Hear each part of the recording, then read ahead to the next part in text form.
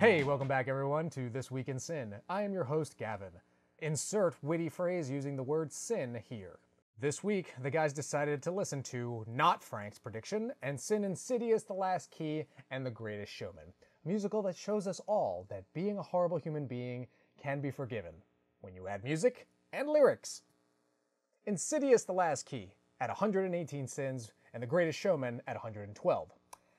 I think I'm still going to give it to The Greatest Showman as being the worst. Fuck the scores this week.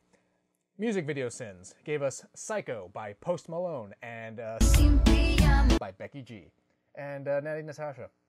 It's almost like they were challenging them with that title. 101 to 33. Psycho for the most sins. This week on a bonus episode of Sincast, Jeremy, Chris, and Barrett were joined by Jonathan to review Avengers Infinity War. Jeremy has said that he has no urge to see this movie again until he sins it at home. Jeremy, I don't know a lot. You know, all those deaths, they probably don't mean shit. It's not your fault. Look at me, son. It's not your fault. It's not your fault. I know it's not your fault. It's not your fault. It's not your fault. You have been hurt. You have been hurt by somebody, that much is clear. Who hurt you? Who hurt you? Who hurt you? Who hurt you? Who hurt you? Now the countdown to Sin of the Week. Also, if this is such a turn-on, why didn't Prince answer the goddamn phone when Becky video called him a few seconds ago? He might have been able to see her Jeep. They're frying someone, Pop! You're on the Hades Express, mister! Quiet. Death is nothing to celebrate. Josh Stewart looks about as interested to be in this movie as I do to be watching it. Which one of these generic old-ass keys will go into the generic old-ass keyhole? This one, of course. Also, pretty sure this movie should have just been titled Lee Winnell is a hero and awesome because he wrote this shit.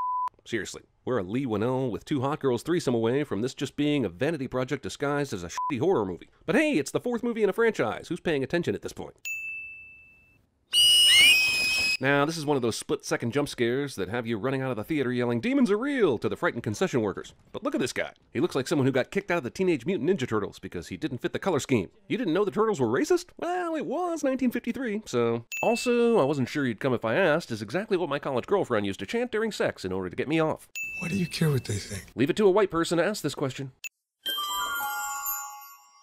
People aren't going to like it if you put us on the stage.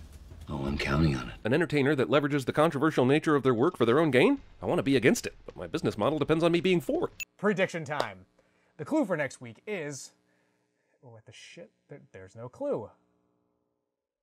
Let's be honest. With Frank, the clues don't matter. He's making shots in the dark anyway. Kobe! Coming to a theater next week are two remakes. One is a gender-swapped back-to-school remake starring Melissa McCarthy called Life of the Party and Reverse Panic Room called Breaking In. Frank is locking in Panic Room and just guessing with Spy. That does it for this week. Now enjoy some outtakes that they missed. Stop, thief! I'll have your hands for a trophy, street rat! You want people to laugh at me. They're all gonna laugh at you! Get out. Sorry, man. Okay. Get out! Yo! Yo, chill, man. Get out! Chill, man! Chill! Get the fuck out of here! Jeremy has said that he has no urge to see this movie again in theaters until he has to either sin it... Fuck this line. Fuck you, Frank. You wrote this terribly. This one fucking line is stupid. Love you.